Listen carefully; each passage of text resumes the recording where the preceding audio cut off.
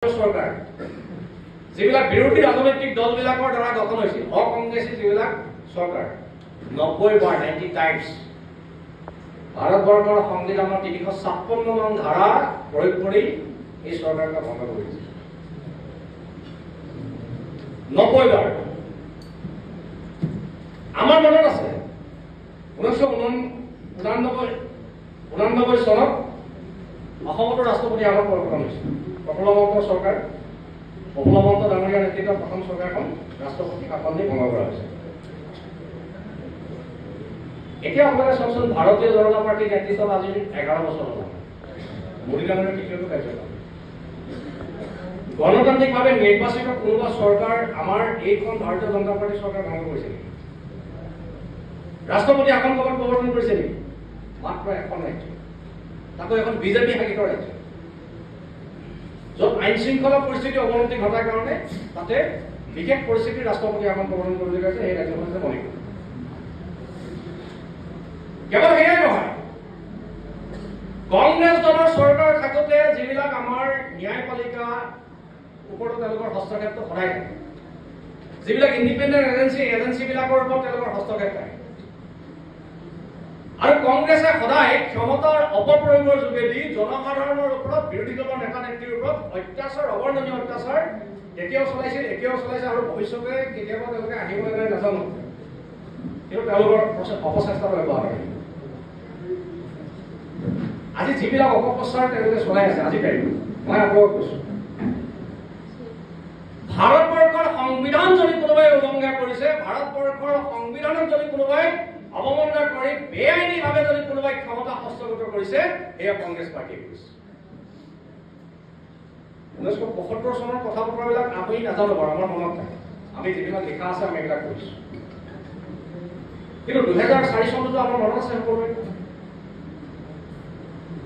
2004 চনতো আমাৰ সকলোৰে মনত আছে দেশৰ সাধাৰণ নিৰ্বাচনৰ যোগেদি যেতিয়া কংগ্ৰেছৰ নেতৃত্বত ইউপিএ চৰকাৰ গঠন হৈছিল সেই সময়ত ইউপিএৰ নেতা হিচাপে নিৰ্বাচিত হৈছে ডক্টৰ মনমোহন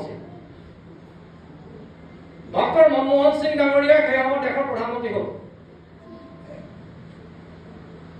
কিন্তু দেশৰ প্ৰধানমন্ত্ৰী হিচাপে মনমোহন সিং ডাঙৰীয়া শপত গ্ৰহণ কৰিলে কিন্তু ছুপাৰ প্ৰাইম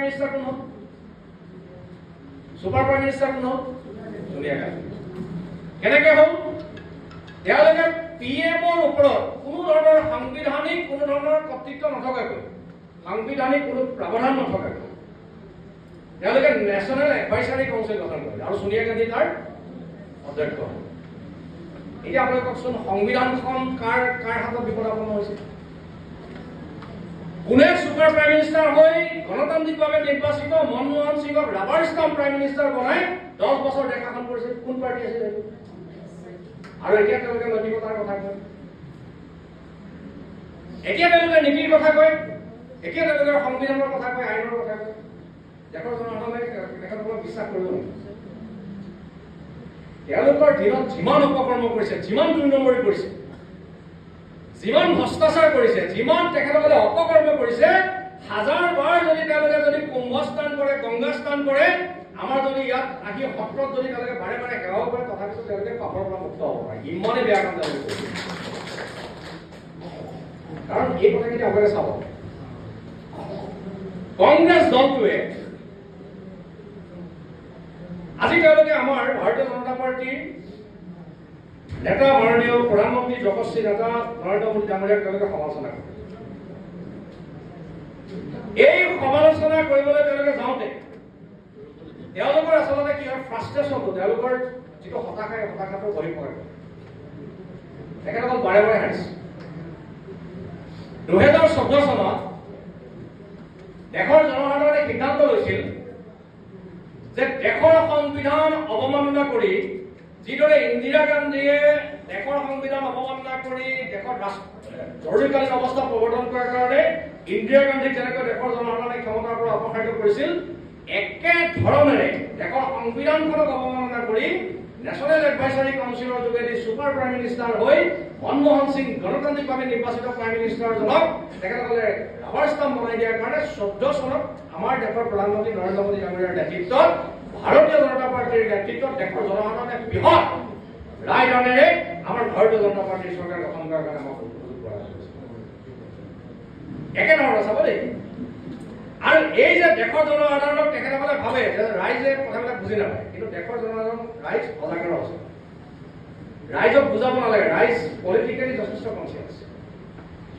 আৰু সেইকাৰণে আপোনালোকে চাব যে প্ৰথম, দ্বিতীয়, তৃতীয় তিনিটা নিৰ্বাচনত লোকসভাত তেওঁলোকে যিমান আসন পাইছে,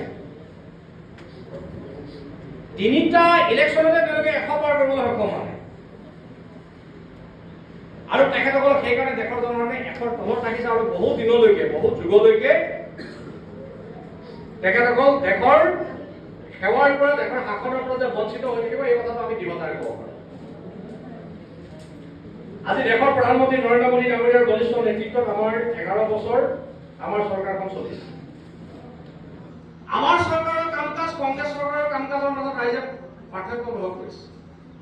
আপোনালোকে পাৰ্থক্যটো অনুভৱ কৰে নে নাই? আজি আমাৰ জ্যেষ্ঠসকল বহি আছে, আপোনালোকেতো মোৰাৰজী দেশাই চৰকাৰ দেখিছে, আপোনালোকে তাৰপিছত ভিপি সিঙৰ চৰকাৰ দেখিছে, ৰাজীৱ গান্ধীৰ চৰকাৰ দেখিছে, চন্দ্ৰশেখৰ দেখিছে, তাৰপিছতে পিভি নৰসিংহৰাও দেখিছে, বাজপেয়ী ডাঙৰীয়াৰ চৰকাৰ আপোনালোকে দেখিছে, গুজৰাটৰ চৰকাৰ দেখিছে, দেৱেগৌড়াৰ চৰকাৰ দেখিলে, মনমোহন সিঙৰ চৰকাৰ দেখিছে, এতিয়া বাজপেয়ী আমাৰ নৰেন্দ্ৰ মোদী ডাঙৰীয়াৰ চৰকাৰ চলি আছে। এই চৰকাৰবিলাকৰ মাজত পাৰ্থক্য আছে নে নাই? নিশ্চয় আছে। এতিয়া কংগ্ৰেছীসকলে কথাবিলাক ক'লে মানে তেওঁলোকৰ গাত লাগে। কংগ্ৰেছে যিবিলাক নিয়ম নীতিৰে আমাৰ দেশখন পৰিচালনা কৰিছিল, এই নীতিবিলাকত ভুল আছিল। তেখেতসকলৰ নীতিত ভুল আছিল, তেখেতসকলৰ নিয়তত ভুল আছিল, তেখেতসকলৰ কাম কৰা ষ্টাইলত ভুল আছিল। আৰু এই ভুলবিলাক এতিয়া দেশৰ জনসাধাৰণৰ চকুৰ আগত ধৰা পৰিছে। মই এটা সাধাৰণ উদাহৰণ দিওঁ আপোনালোকক। 14 চনত মোদী ডাঙৰীয়া দেশৰ প্ৰধানমন্ত্ৰী হ'ল। মোদী ডাঙৰীয়া দেশৰ প্ৰধানমন্ত্ৰী হৈ এটা সিদ্ধান্ত ল'লে যে যিবিলাক নিয়ম নীতিৰে কংগ্ৰেছে আমাৰ দেশখন পৰিচালনা কৰিছিল, শাসন কৰিছিল, আমি সেই নিয়ম নীতিৰে আমি আমাৰ দেশখন পৰিচালনা নকৰোঁ। আমি আমাৰ নীতি নিয়মৰ আমি পৰিৱৰ্তন কৰিম।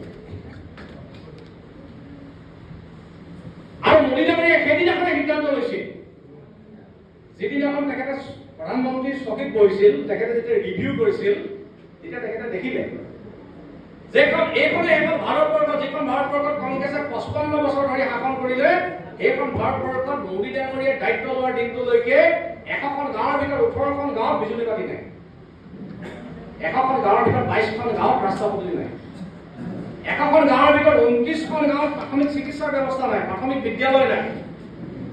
জন্ম হৈ প্ৰতি 1000 শিশুৰ ভিতৰত 45টা শিশুৰ মৃত্যু হয় ৰক্তহীনতাৰ কাৰণে, পুষ্টিহীনতাৰ কাৰণে। সন্তান জন্ম দিবৰ সময়ত 1000 গৰাকী মহিলাৰ ভিতৰত প্ৰায় 60 গৰাকী মহিলা মৃত্যুৰ মুখত পৰে ৰক্তহীনতা, পুষ্টিহীনতাৰ কাৰণে। বহুত সমস্যা আছিল, বহুত সমস্যাৰ আমাৰ দেশখন জৰ্জৰ। আমাৰ দেশৰ যিটো আন্তঃগাঁথনিটো সাংঘাতিকভাৱে দুৰ্বল আছিল। আৰু মোদী ডাঙৰীয়াই সেইদিনাখনে সিদ্ধান্ত ল'লে যে কংগ্ৰেছে লোৱা নিয়ম নীতি, কংগ্ৰেছৰ দেশ পৰিচালনা কৰা যিবিলাক নীতি, এই নীতিবিলাকত ভুল আছে। আৰু সেইকাৰণে ভাৰতীয় জনতা পাৰ্টিৰ নেতৃত্বত, মোদী ডাঙৰীয়াৰ নেতৃত্বত আমাৰ কিছুমান সিদ্ধান্ত লোৱা হ'ল, যিবিলাক সিদ্ধান্তৰ ভিতৰত আমাৰ এডমিনিষ্ট্ৰেটিভ ৰিফৰ্ম আছে, প্ৰশাসনীয় সংস্কাৰ আছে, আমাৰ আইনো সংশোধন হৈছে, দেশৰ সংবিধান সংশোধনী বিলো আমাৰ দিনত আহিছে। কিন্তু যিমানবিলাক সংবিধান সংশোধনী বিধেয়ক আমাৰ ভাৰতীয় জনতা পাৰ্টিৰ চৰকাৰ দিনত আহিছে, আটাইবিলাকে দেশৰ জনসাধাৰণৰ পক্ষে। আজি আপোনালোকক মই দুটামান উদাহৰণ দিছোঁ। আজি 3 তালাক বিলেই হওক, আজি জম্মু কাশ্মীৰৰ পৰা আমাৰ 370 ধাৰা বাতিল কৰাই হওক, আজি আমাৰ মহিলাসকলৰ কাৰণে লোকসভা বিধানসভাৰ মজিয়াত আমাৰ যি আসন সংৰক্ষণৰ ব্যৱস্থাই হওক, এনেকুৱা ধৰণৰ যুগান্তকাৰী সিদ্ধান্তবিলাকৰ কাৰণে আমাৰ সংবিধান অনুমোদন আছে। কিছুমান এডমিনিষ্ট্ৰেটিভ ৰিফৰ্ম হৈছে, এই এডমিনিষ্ট্ৰেটিভ ৰিফৰ্মৰ সুফল এতিয়া আমাৰ দেশৰ সাধাৰণ জনসাধাৰণে পাবৰ কাৰণে সক্ষম হৈছে। মই এটা উদাহৰণ দিওঁ। কাম কৰাৰ পাৰ্থক্যটো, কংগ্ৰেছ বিজেপিৰ পাৰ্থক্যটো বুজিবলৈ সহজ। আমাৰ ভাৰতীয় জনতা পাৰ্টিৰ দৰ্শন একাত্ম মানৱতাবাদ। একাত্ম মানৱতাবাদে আমাৰ পূজনীয় ব্যক্তি, আমাৰ পাতস্মৰণীয় ব্যক্তি, ভাৰতীয় জনসংঘৰ প্ৰতিষ্ঠাপক পণ্ডিত দীনদয়াল উপাধ্যায়দেৱৰ সৃষ্ট এই যে একাত্ম মানৱতাবাদৰ দৰ্শন, এই একাত্ম মানৱতাবাদৰ দৰ্শনে আমাক দেখাইছে কি আমাক কৈছে যে অন্ত্যোদয় হৈছে সমাজৰ একেবাৰে শেষৰ শাৰীত বহি থকা মানুহজনৰ কল্যাণ সাধন কৰা। গৰীব কল্যাণৰ ধাৰণাটো আমাৰ একাত্ম মানৱতাবাদৰ পৰা আহিছে। আৰু গৰীব কল্যাণৰ ধাৰণাৰে আমাৰ যিবিলাক আঁচনি এতিয়া প্ৰৱৰ্তন হৈছে, এই আঁচনিবিলাক আৰু কংগ্ৰেছৰ আঁচনিবিলাকৰ মাজত আপোনালোকে পাৰ্থক্য দেখিবলৈ পাব। কংগ্ৰেছৰ দিনত এখন আঁচনি আছিল, আঁচনিখনৰ নাম হৈছে IYA, ইন্দিৰা আৱাস যোজনা। মানে কি? ছটা পকা খুটা, কেইপাতমান টিংপাত লগাই দিলে, বেৰবিলাক কিমান আছিলে? ৭০-৭৫,০০০ টকা আহে, তাৰে ৩৫,০০০ মান টকাটো কংগ্ৰেছৰ পঞ্চায়ত প্ৰেচিডেণ্টে খাই থৈ দিয়ে। সেই প্ৰথম ঘৰটোৱে হৈছে কংগ্ৰেছ IYA। আৰু প্ৰধানমন্ত্ৰী ডাঙৰীয়াই সিদ্ধান্ত ল'লে যে যদি আমি দুখীয়া মানুহক সহায় কৰিব লাগে, দুখীয়া মানুহক যদি আমি ঘৰ এটা দিব লাগে, মাহত যদি ঘৰ এটা লাগে, সেইকাৰণে আঁচনিখনৰ নাম পৰিৱৰ্তন কৰা হ'ল। আমাৰ দিনৰ আঁচনিখনৰ নাম কি? প্ৰধানমন্ত্ৰী আৱাস যোজনা, PMAY। PMAY আঁচনিৰ অধীনত আমাৰ এইটো বেল্টত আটাইতকৈ বেছি যদি ঘৰ নিৰ্মাণ হৈছে, সেয়া কৰিছে PMAY ঘৰ। মানে এটা পকা ঘৰ, ধুনীয়া পকা মজিয়া, বেৰবিলাকো ৱালবিলাকো ৰং চং কৰা। যদি গৃহস্থই যদি কেইটকামান পইচা যদি নিজৰ ফালৰ পৰা খৰচ কৰি আছে, ধুনীয়া আছাম টাইপ ঘৰ এটা হৈছে। আমাৰ জনজাতীয় গাঁওবিলাক ধুনীয়া চাংঘৰ এটা হৈছে, বাসৱলী। সেইটো হৈছে বিজেপি। কংগ্ৰেছ বিজেপি কামৰ পাৰ্থক্যটো বুজিবলৈ মই আপোনালোকক একোৱে উদাহৰণ দাঙি দিলোঁ। এইটো হৈছে কংগ্ৰেছ, এইটো হৈছে বিজেপি। তাতে শেষ নাই। মোদী ডাঙৰীয়াই কৈছে যে আমি ঘৰটো দিলে নহ'ব নহয়, আমি যদি দুখীয়া মানুহক যদি সহায় কৰিব লাগে, অকল ঘৰটো দিলে হ'ব নেকি? আমি ঘৰটোৰ লগত আমি লাইট দিব লাগিব। তাৰ কাৰণে এখন আঁচনি অনা হ'ল, আঁচনিখনৰ নাম হৈছে সৌভাগ্য। এটা ঘৰ হৈ গ'ল, লাইট হৈ গ'ল, এটা শৌচাগাৰ লাগিব, এটা টয়লেট লাগিব, তাৰ কাৰণে এখন আঁচনি অনা হ'ল, আঁচনিখনৰ নাম হৈছে স্বচ্ছ ভাৰত মিছন। এতিয়া ঘৰ হৈ গ'ল, লাইট হৈ গ'ল, লেট্ৰিন হৈ গ'ল, পানী লাগিব, তাৰ কাৰণে এখন আঁচনি অনা হৈছে, আঁচনিখনৰ নাম হৈছে জল জীৱন মিছন। এতিয়া আপোনাৰ পানীও হ'ল, ৰন্ধা বঢ়া কৰিব লাগিব, তাৰ কাৰণে এটা গেছৰ সংযোগ দিব লাগিব, তাৰ কাৰণে এখন আঁচনি অনা হ'ল প্ৰধানমন্ত্ৰী উজ্জ্বলা যোজনা। এতিয়া গেছটো হ'ল, গেছটো হোৱাৰ পিছত এতিয়া খাদ্যটোতো লাগিব, তাৰ কাৰণে এখন আঁচনি অনা হ'ল, আঁচনিখনৰ নাম হৈছে প্ৰধানমন্ত্ৰী গৰীব কল্যাণ যোজনা, 5 কেজি চাউল ফ্ৰী। তাৰ পাছতো মোদী ডাঙৰীয়াই চিন্তা কৰিছে যে সঁচাকৈ যদি আমি গৰীব কল্যাণ কৰিব লাগে, দুখীয়া মানুহৰ কল্যাণ কৰিব লাগে, যদি কেনেবাকৈ বেমাৰ হয় কি হ'ব? আগতে কংগ্ৰেছৰ গভৰ্ণমেণ্ট থাকোঁতে বেমাৰ হ'লে কি কৰিব লাগিছিল? হয় কাণৰ গহনা, ডিঙিৰ গহনা বিকিব লাগে, নহয় গৰু হাল বিকিব লাগে, শালৰ গৰু হাল, নহ'লে মাটিডোখৰ বন্ধক দিব লাগে, নহ'লে মহাজনৰ পৰা সুদত পইচা ল'ব লাগে। সেইকেইটা উপায় আছে। এতিয়া কৈছে নহয়, আমি দুখীয়া মানুহক আমি বিপদত পৰিবলৈ নিদিওঁ, 5 লাখ টকা ট্ৰিটমেণ্টৰ কাৰণে চৰকাৰীভাৱে ব্যৱস্থা কৰা হ'ব। তাৰ কাৰণে এখন আঁচনি আহিলে, আঁচনিখনৰ নাম কি? আয়ুষ্মান কাৰ্ড। চাওকচোন কিমান দূৰলৈকে মোদী ডাঙৰীয়াই চিন্তা কৰিছে। কংগ্ৰেছেতো সেই যে লথং ঘৰটো, এইটো পইচা খাবৰ কাৰণে, কংগ্ৰেছী পালিমিচাবিলাকে পইচা খাবৰ কাৰণে বুদ্ধি কৰিছে। কিন্তু আমাৰ দিনত সেইটো নহয়, ডাইৰেক্ট বেনিফিচিয়াৰী ট্ৰান্সফাৰ। এতিয়া যদি কোনোবাই যদি কিবা এটা পইচা পায়, PM কিষাণ, প্ৰত্যেকজন খেতিয়কে ৬,০০০ টকা পায়, মানে ২,০০০কে ৩বাৰ পায়। সেই পইচাটো ডাইৰেক্ট বেংক একাউণ্টত আহে। বৃদ্ধ পেঞ্চনৰ পইচা ডাইৰেক্ট বেংক একাউণ্টত আহে, হয় নে নহয়? এইটো হৈছে পৰিৱৰ্তন। আৰু বেংক একাউণ্ট খোলাৰ সময়তো কংগ্ৰেছে অকল অপপ্ৰচাৰ কৰিছিল, কৈছিল যে বেংক একাউণ্ট খোলাইছে বিজেপিয়ে, কি কৰিব? বেংক একাউণ্টত পইচা ক'ৰ পৰা আহিব? আচলতে তেখেতসকলে চিন্তা কৰিব নোৱাৰা কথাবিলাক, তেওঁলোকৰ মগজুৰে ঢুকি নোপোৱা আঁচনিবিলাক আমাৰ ভাৰতীয় জনতা পাৰ্টীৰ চৰকাৰে চলাই আছে। এই দুদিনমান আগতে মই কংগ্ৰেছৰ এজন নেতা দেৱব্ৰত শইকীয়া, কোনো সন্দেহ হৈ যায়, দেৱব্ৰত শইকীয়া আচলতে এনেকুৱা এটা পৰিয়ালৰ পৰা আহিছে, তেওঁ আচলতে তেখেতৰ পূজনীয় পিতৃৰ পৰা কিমান কি শিকিলে মোৰ কিন্তু ডাউট হৈ যায়। কাৰণ মই বিশ্বাস কৰোঁ হিতেশ্বৰ শইকীয়া এজন চোকা মানুহ আছে। দেৱব্ৰত শইকীয়া দুদিনমানৰ আগতে কৈ আছে যে অৰুণোদয় আঁচনিখন যে দিছে, অৰুণোদয় আঁচনিখন বোলে আমাৰ অসমৰ মহিলাসকলক এলেহুৱা কৰিছে। অৰুণোদয় আঁচনি পোৱাৰ কাৰণে আমাৰ মহিলাসকল এলেহুৱা হৈছে।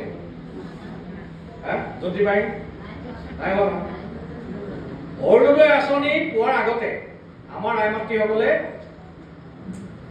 সেই ৰাতিপুৱা 5টা বজাত উঠি ঘৰ চোতাল সাৰি মেলি নিজে গা পা ধুই ল'ৰা ছোৱালীৰ কাৰণে খোৱা বোৱা বনাই ল'ৰা ছোৱালী স্কুলত থোৱা, পথাৰলৈ জলপান দিয়া, মানুহজনক কামলৈ ওলাই যাওঁতে ভাত মুঠি ৰান্ধি দিয়া, কাপোৰ কানি ধৰি কামখিনি কৰিছিলে।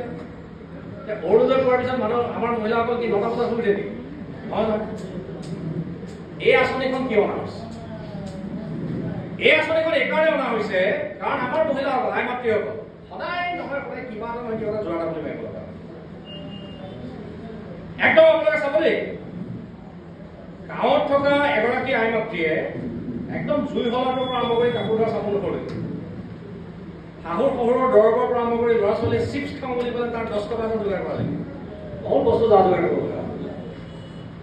এই কেতিয়াবা আলহী এজন আহিলে, নহা আলহী এজন কেতিয়াবা চাহৰ লগত বিস্কুট এটা দিবৰ কাৰণে আমাৰ পইচা টান থাকে, তামোল এখন নাচিবৰ কাৰণে কেতিয়াবা পইচা টান থাকে। এই সৰু সুৰা এতিয়া মুখ্যমন্ত্ৰী ডাঙৰীয়াই ভাবিলে যদি আমি টকা 1000 যদি আমাৰ আই মাতৃগৰাকীৰ হাতত যদি আমি দি দিব পাৰো, তেতিয়াহ'লে অন্ততঃ সৰু সুৰা চিন্তা কৰাৰ পৰা আমাৰ আই মাতৃগৰাকী মুক্ত হ'ব পাৰে। সেইকাৰণেহে অৰুণোদয় আঁচনিখন। অৰুণোদয় আঁচনিখন আমাৰ আই মাতৃসকলক সকাহ দিবৰ কাৰণে, সহায় কৰিবৰ কাৰণে, এলেভেল কৰিবৰ কাৰণে নহয়। গতিকে এনেকুৱা ধৰণৰ তেওঁলোকে ধাৰণা দিব বিচাৰে যে ভাৰতীয় জনতা পাৰ্টীয়ে যিবিলাক আঁচনি প্ৰৱৰ্তনৰ যোগেদি, যিবিলাক জনকল্যাণমূলক কাম কাজৰ যোগেদি আমাৰ দেশত ৰাইজৰ আস্থা বদলিবৰ কাৰণে সক্ষম হৈছে, জনসাধাৰণৰ আস্থা বদলিবৰ কাৰণে সক্ষম হৈছে, আটাইবিলাকৰ তেখেতসকলে অপব্যাখ্যা কৰি আহিছে। মই উদাহৰণ হিচাপে আপোনাক দিছো। আজি আপোনালোকে চাব পৰিৱৰ্তন। 2014 চনত দেশৰ প্ৰধানমন্ত্ৰী নৰেন্দ্ৰ মোদী ডাঙৰীয়া আমাৰ দেশৰ প্ৰধানমন্ত্ৰী হ'ল। এইজন প্ৰধানমন্ত্ৰী হোৱাৰ আগলৈকে আমাৰ মাজুলীখন কেনেকুৱা আছিল আপোনালোকে ভাবকচোন। মোদী ডাঙৰীয়া প্ৰধানমন্ত্ৰী হোৱাৰ আগলৈকে, সৰ্বানন্দ সোণোৱাল ডাঙৰীয়া মুখ্যমন্ত্ৰী হোৱাৰ আগৰ অসমখন, আগৰ মাজুলীখন আপোনালোকে কল্পনা কৰক। পৰিৱৰ্তন হৈছে নে নাই? নিশ্চিতভাৱে পৰিৱৰ্তন হৈছে। আজি মোদী ডাঙৰীয়াৰ আশীৰ্বাদত আমাৰ 11 বছৰত আমাৰ অসমে যুগান্তকাৰী পৰিৱৰ্তন সাধন কৰিবৰ কাৰণে সক্ষম হৈছে। তাৰ উদাহৰণ নহয়। ইয়াৰ পূৰ্বতে যিবিলাক চৰকাৰ আছিল, কংগ্ৰেছৰ চৰকাৰ বা বেলেগ চৰকাৰ, এই চৰকাৰবিলাকে আমাৰ প্ৰান্তীয় সমস্যাবিলাক, অঞ্চলভেদে সমস্যাবিলাকত গুৰুত্ব দিয়া নাছিল। কিন্তু আমাৰ বিজেপি চৰকাৰে দিছে। এই সময়খিনিৰ ভিতৰত মাননীয় প্ৰধানমন্ত্ৰী নৰেন্দ্ৰ মোদী ডাঙৰীয়াৰ আশীৰ্বাদত আমাৰ চৰকাৰৰ এতিয়া 9 বছৰ হৈছে। সৰ্বানন্দ সোণোৱাল ডাঙৰীয়াৰ চৰকাৰৰ 5 বছৰ আৰু ডক্টৰ হিমন্ত বিশ্ব শৰ্মা ডাঙৰীয়াৰ চৰকাৰৰ 9 বছৰ, 4 বছৰ, অৰ্থাৎ আমাৰ ৰাজ্য চৰকাৰ 9 বছৰ হৈছে। এই সময়খিনিৰ ভিতৰত আমাৰ দুইখন চৰকাৰে যিবিলাক আঁচনি ৰূপায়ণ কৰিছে, যিবিলাক কাম কৰিছে, এইবিলাকতো চিন্তা, এইবিলাক কামটো কংগ্ৰেছ দলে কেতিয়াও কৰিব পৰা নাছিল। আজি বগীবিলৰ দলংখন কিমান দিন পেলাই ৰাখিছে, আজি বগীবিলৰ দলংখন হ'ল। মই 1 বজাৰ মিটিং, মই ঘৰৰ পৰা 10 বজাত পাইছো, মোৰ হিচাপ যে মই মাজুলী গড়মূৰ পৰা 3 ঘণ্টা সময় লাগে। আজি মোক কিমান সময় লাগিলে জানে? 2 ঘণ্টা 10 মিনিট। কাৰণ মই ব্ৰহ্মপুত্ৰ মথাউৰি মুঠে আহিছো, 9 বজাত আহি গৈছো। বগীবিলৰ দলংখন হোৱাৰ কাৰণে এয়া আমাৰ কাৰণে আৰম্ভ হৈছে। নহ'লে আগতে কি আছিলে? আমি আহি নিমাতীঘাটত ৰৈ থাকিব লাগে, এইফালে আমাৰ জিলা সভাপতিক ফোন কৰি থাকিব লাগে, হয় নে নহয়? এটা দিন আমাৰ নষ্ট হয়। এতিয়া মই ধুনীয়াকৈ মিটিং কৰি ৰখা গুচি যাওঁ, মই আকৌ সোণাৰীত গৈ ৰাতি মিটিং কৰিম।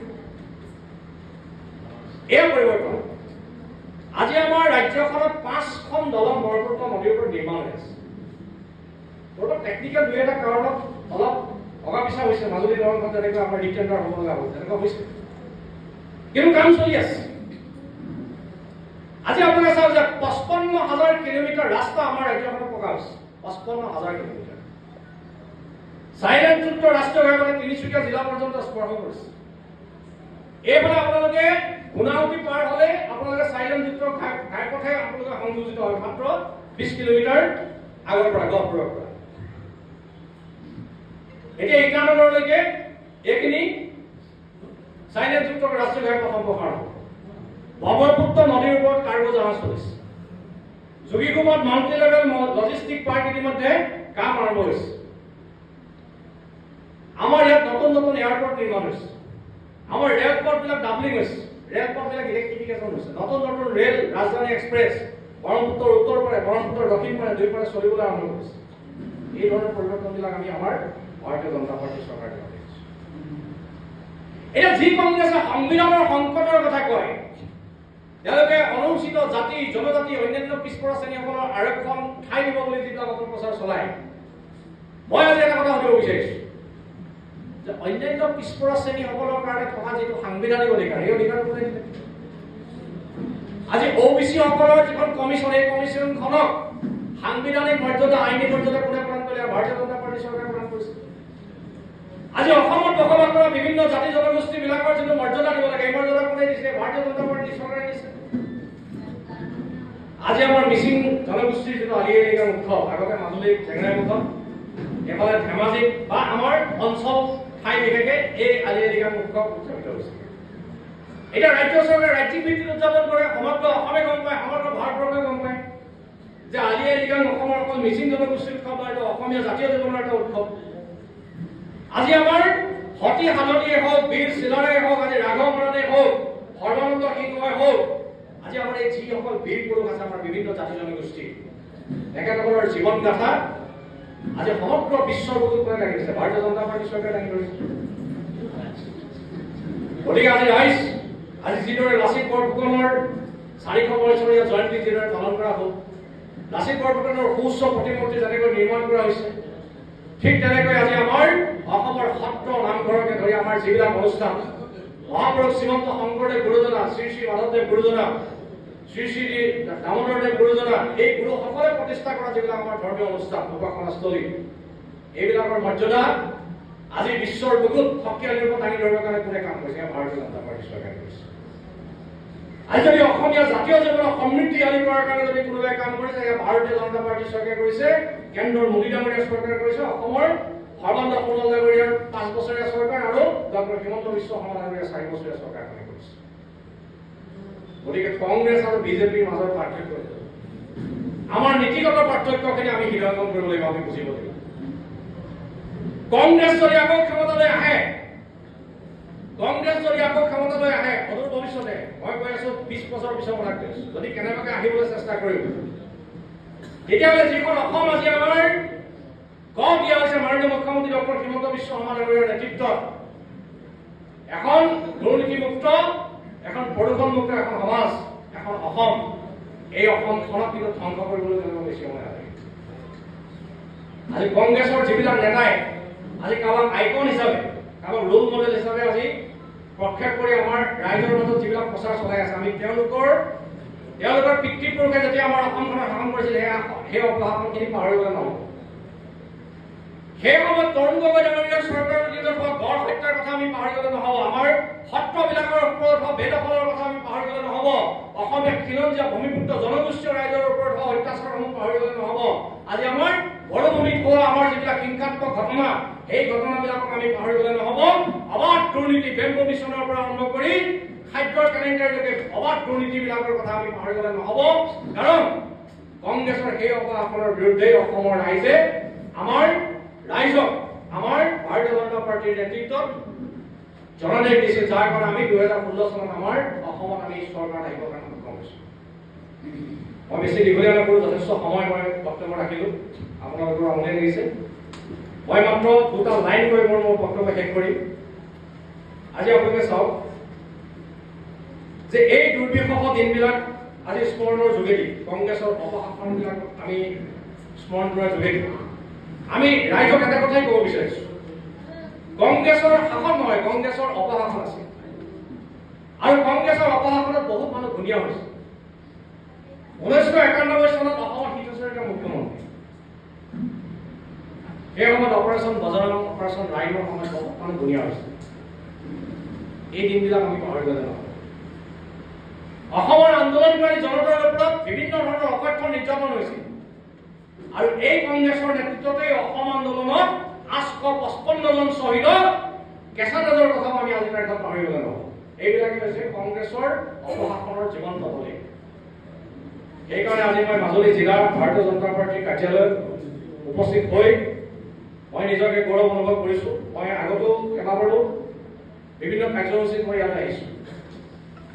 সৰ্বানন্দ সোণোৱাল ডাঙৰীয়া যেতিয়া বিধায়ক আছিল তেতিয়াতো মই আহিয়ে থাকোঁ।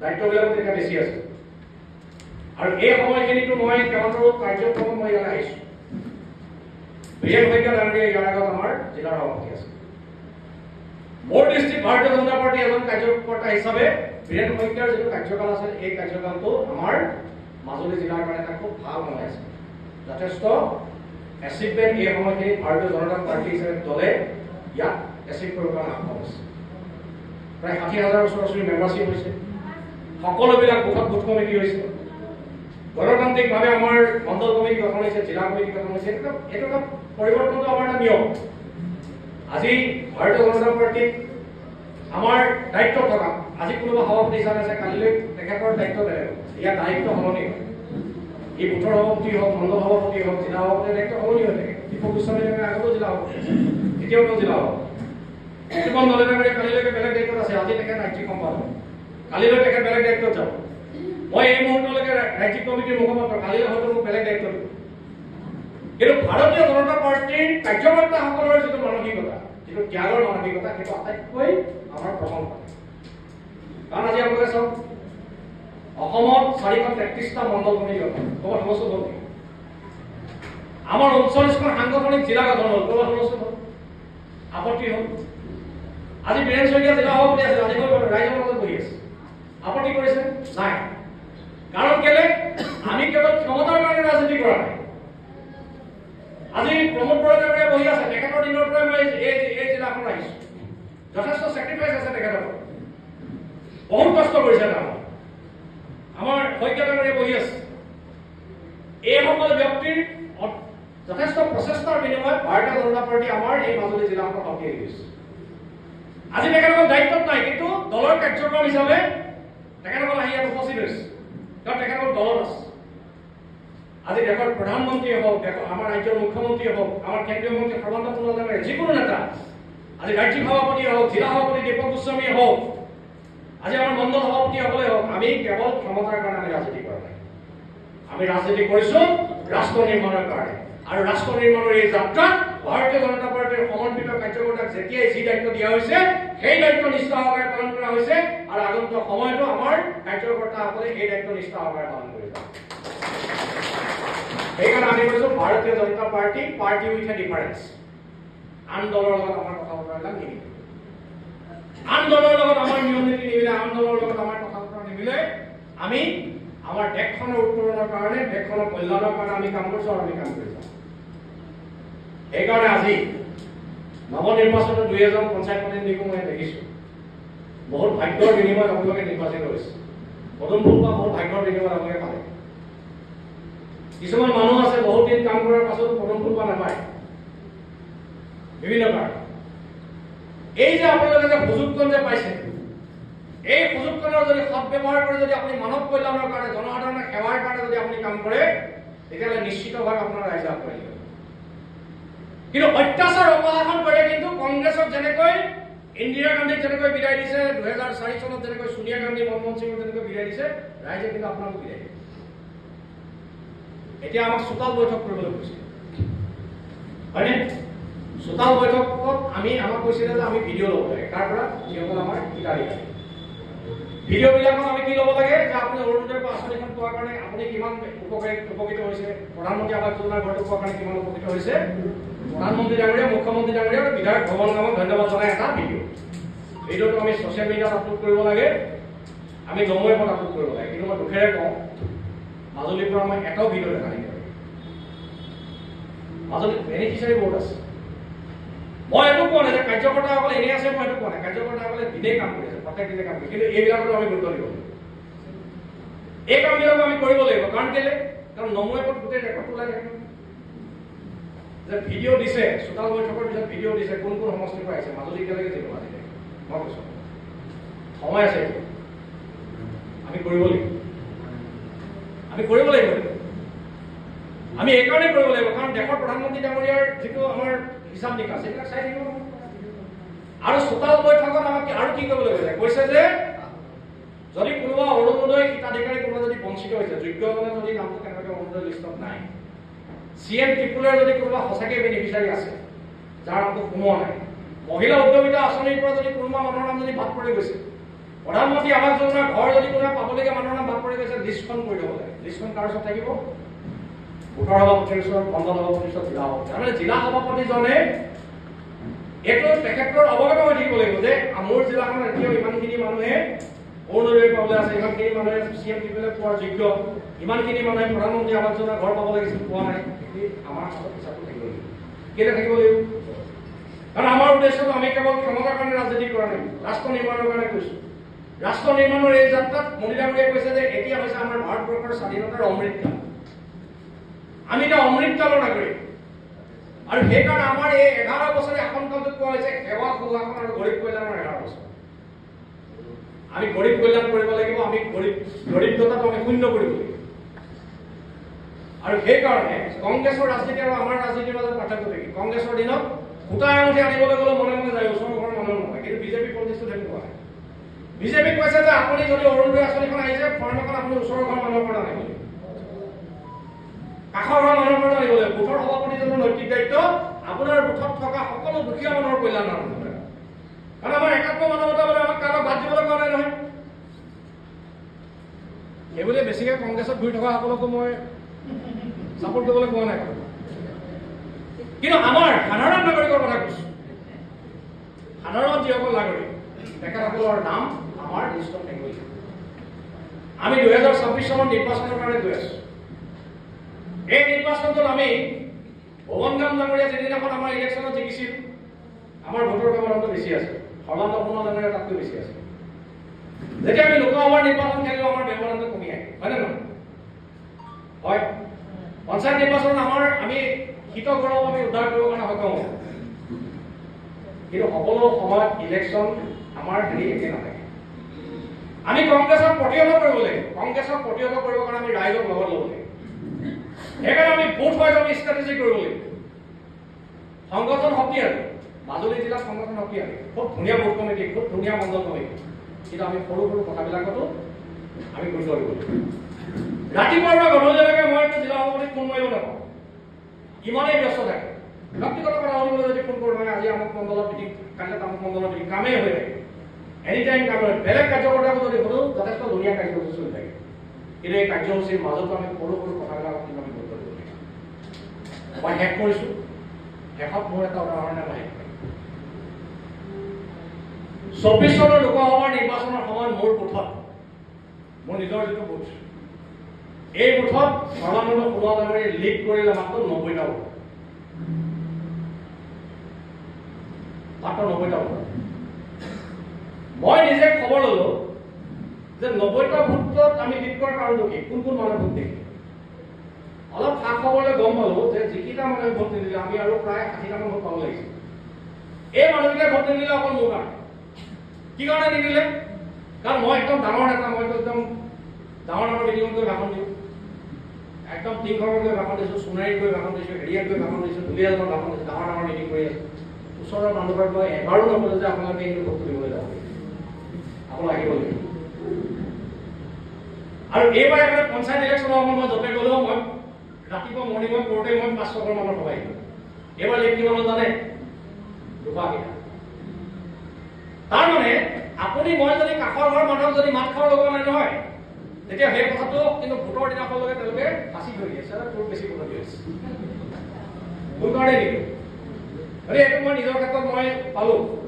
আৰু পিছত মই মানুহজনে কৈছে, সঁচাকৈ আপুনি মানে মাথাষাৰ লগাব বুলি আমি ভাবোঁ, নলগাৰ কাৰণে কৈছে।